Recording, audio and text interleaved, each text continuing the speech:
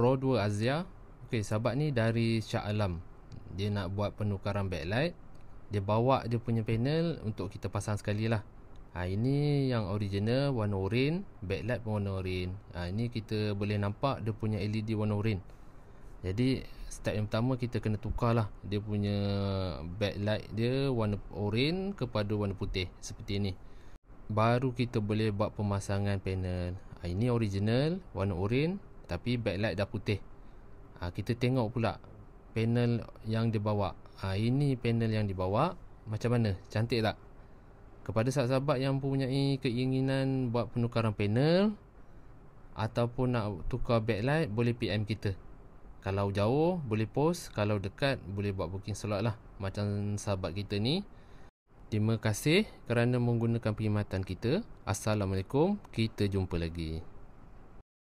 Pro 2 Azia.